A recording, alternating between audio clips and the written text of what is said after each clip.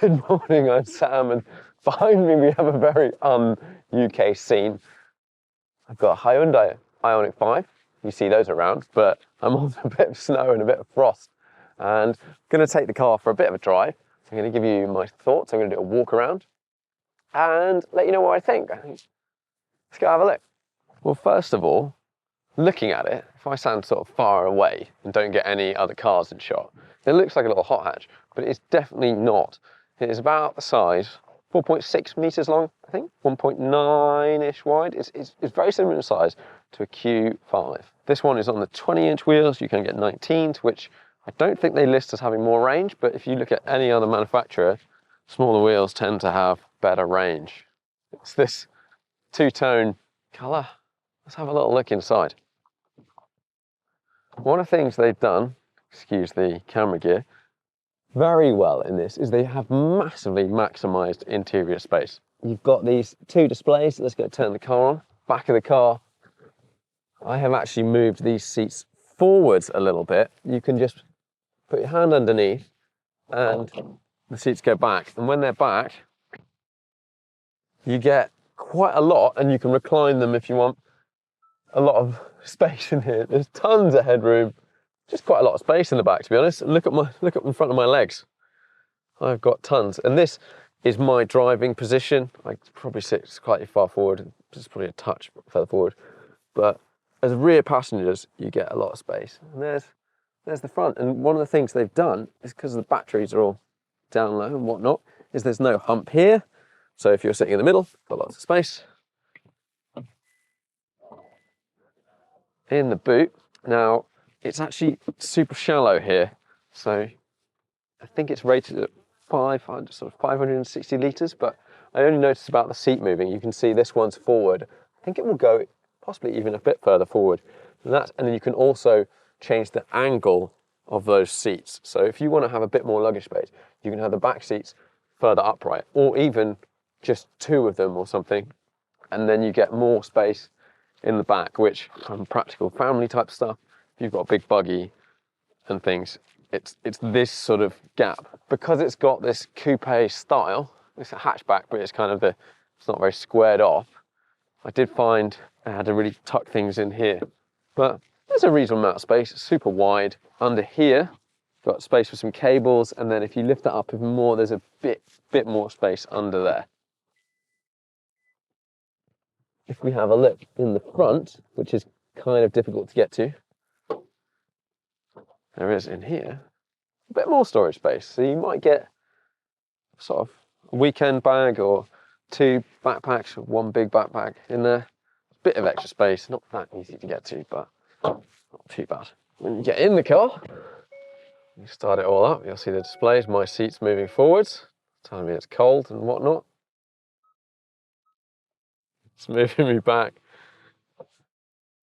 You've probably seen this one before. Not all the way back. I guess my seat is actually further forward than it needs to be, but this is a pretty chilled position to relax in whilst you're recharging. It might even go further back if I move that seat back a bit more. Right, we're in the car. This display up here is telling me that if I have the climate control on, I will do 187 miles, and if I have it off, I'll do 209 miles. Now, I'm actually quite warm in here, so I'm going to turn it down. Let's cruise along. The short answer to, could you drift an Ioniq 5? The answer is yes. It is rear-wheel drive. You can turn everything off. So on a bit of snow or whatever, you can give it a bung. I think it's probably quite a big vehicle to be chucking around. I don't necessarily think I would want to try one on a track. Yeah, there we go.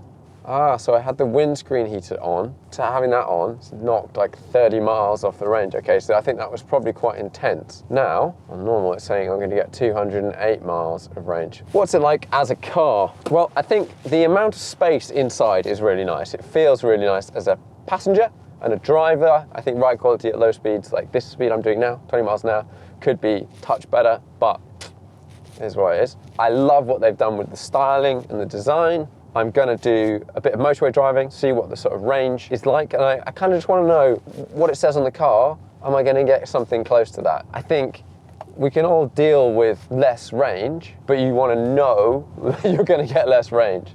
Sound system, decent. It's, if I've got nothing on at the moment, you very much notice time, because there's no engine noise. You do get a slight whir, but you don't really have any motor noise or anything like that.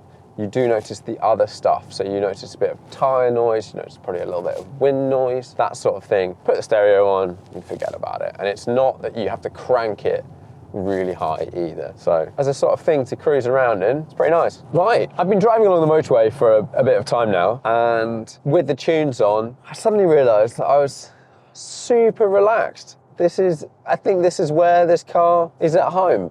Because it's a bit bigger than, well, it's what it is, but because it's not a small vehicle, around town, you're always like, oh, okay, it's not too bad, but you're worried about the width a little bit and whatnot. And with your tunes on the motorway, just cruising. Update on sort of mileage. So far, we are actually doing what it said. Now, I think throw out the WLTP. Everyone knows that's not really representative. What does the car say when you get in it? And it said 190 miles. I've done 34 and it's said I've got 160 left. So, and that's averaging 2.8 miles per kilowatt hour. I've got the little gauge up that tells me what economy I'm getting at the moment. I don't have an exact number, I just have the one from my journey. And I think it's in the 3s.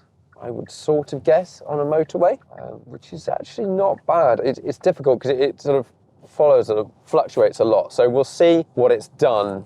I might reset it for a segment on the way back, stopping at a petrol station, not a petrol station, but a petrol station just to grab a bit of food, and we shall continue the talk. Right.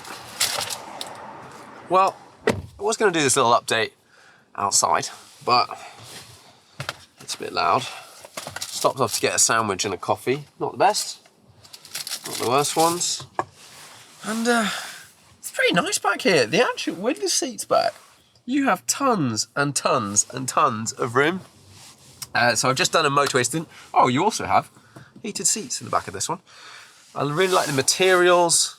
I don't think I would have a white interior personally. I would rather a slightly different colour, but I like the mix that we're seeing with cars these days, of different fabrics and whatnot, and doesn't necessarily have to be leather and all of those sorts of things. What else have we got down here? We've got some charging ports for USB type A, and yeah, put the seat up, got an armrest, got a coffee. And it does seem like from this bit, this as a car for a bunch of adults, you don't have tons and tons of space back there for your luggage, but you have so much space here if you want. And then you can just move the seats forward, probably put them upright a little bit or fold them down or whatever you want to do. And it's pretty nice. It does seem at home on the motorway. Fuel efficiency wise, I'm not really sure what we're getting. I think probably miles per kilowatt hour. I think we're in the 3s on a motorway at 70, which you've got the adaptive cruise control on and whatever. It feels very easy. One of the things with the nav, when you've got CarPlay on, there is actually no button here for sort of settings or anything. So it does take a little bit of time to get back to the main menus. From a storage point of view, we've got loads in here. We've got the big bins down here. We've got some in the door. If I flip you round, we've got this absolute trough in the front. And if you want loads of space, you can literally just like move your feet wherever you like. Got a big thing down there. There's just lots of spaces to chuck stuff. That's quite a high power 12-volt socket.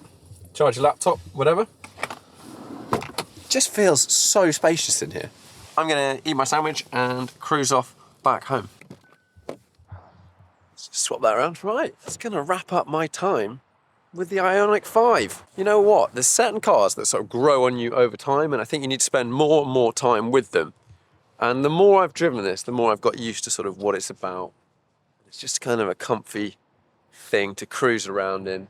Looks very cool, bit edgy. As a photographer, you're like, I want to lock the car, keep the wing mirrors out, but I don't want the door handles out. And I've not managed to dig through the systems to be able to disable that yet. Overall, I've had fun. The last bit of driving, so it's 2 degrees at the moment, was mainly a sort of split of probably 50-50, well, 50% 70 miles an hour, then 40% 50 miles an hour, and 10% just in town 20-30. And I got 3.1 miles per kilowatt hour. Now that's only really useful if you don't know why you might know that is you know the battery pack size, which I think is 70. So you know if you're doing 3, you're going to get 200 and a bit miles of range, which is a good way of working out if you've got an EV. But it's the in-car readout seems to be very accurate. Anyway, thank you very much Hyundai for letting me have a go. I'm going to drive it a bit more and then see you guys in the next video.